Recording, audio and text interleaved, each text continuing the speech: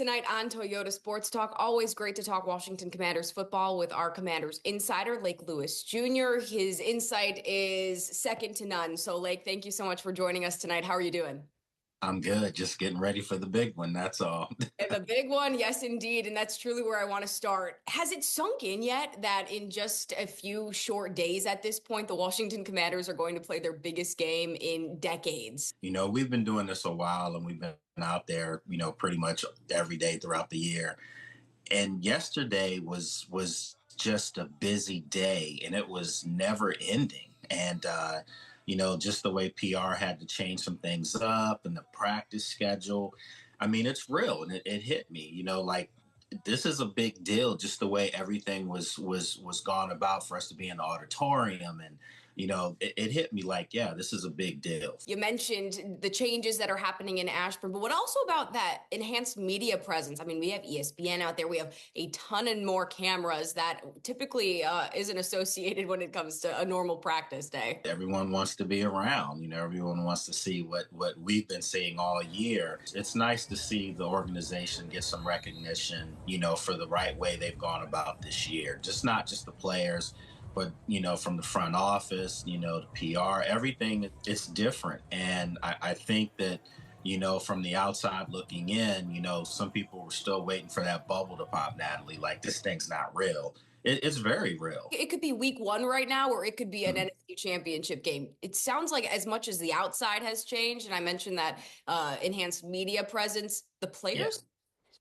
feel the same for the most part. I spoke with several guys yesterday, talked with Bobby Wagner, and, he and I, we were just talking about what we had talked about in the middle part of the season as far as this team could be special. And he's like, yeah, he sensed it, but you just needed to see some guys, step up a little bit more at times. And they have. I specifically wanted to talk to Jamison Crowder because he's like I call him the OG. He's like one of the older guys on the roster, and he's played for the last team that, that made the playoffs in front of a crowd, because we know in 2020 there was empty stadium. But he was on the 2015 playoff team that lost to Green Bay in the wild card. And he said that he's tried to let guys know, don't take this for granted. The young guys, who this is like Jaden and Mikey Sanders still, they're walking right into the playoffs, NFC Championship right out of college. He's trying to impress upon guys, don't take it for granted, because he said his old position coach back then, Ike Hilliard, told him don't take it for granted. And he said that he was thinking this was going to be the norm.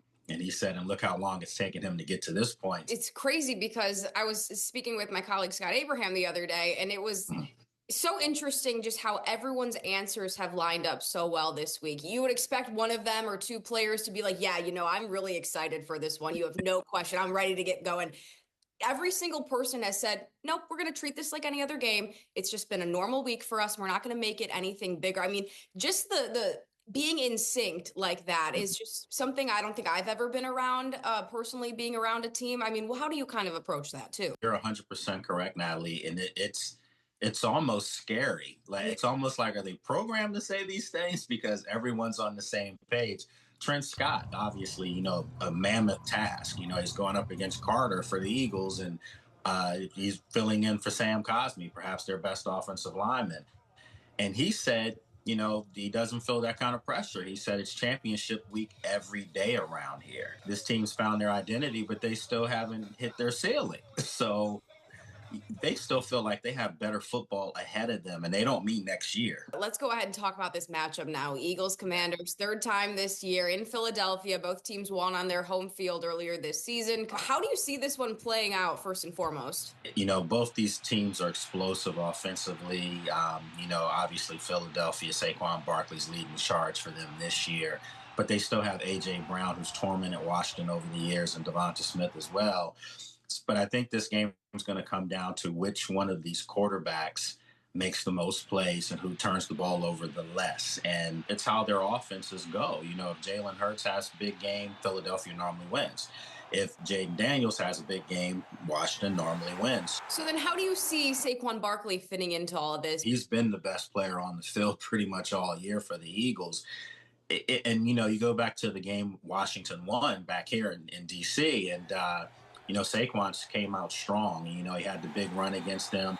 but they did a really good job in the second half of containing him. So I think Washington has confidence that they can move the football against the Eagles and put it in the end zone. So I think Washington goes up there not feeling good that they're in the NFC Championship game. I really truly believe these guys have started in their mind thinking, we can beat this team. Why not us? You look at kind of the blueprint that is currently set up and what the future holds. Is it going to be Commanders Eagles moving forward in these next few years, do you think? Absolutely. They're so good and talented. Let's just be honest. 1 through 53, they might have the most talented roster in all of football. I think the Eagles know that this time around, they're not catching the team off guard. If you are looking past Washington and you're an Eagles player or fan, you might have your feelings hurt Sunday evening. And so Yeah. I'm just saying, I'm predicting Washington to win the game, and it has nothing to do with us covering them and knowing the guys and coaches. I just think this is a magical season. And everything, you go back and look at the Hail Marys and the 80-yard touchdowns against Dallas with 20 seconds left. They've done everything imaginable to win games, and I think this magical season continues. Lake Lewis Jr., always a pleasure. Thank you so much for joining us tonight. All right, my friend. Good seeing you. Good seeing you too. Have fun this weekend and stay with us. So much more Toyota Sports Talk coming up in just a little bit.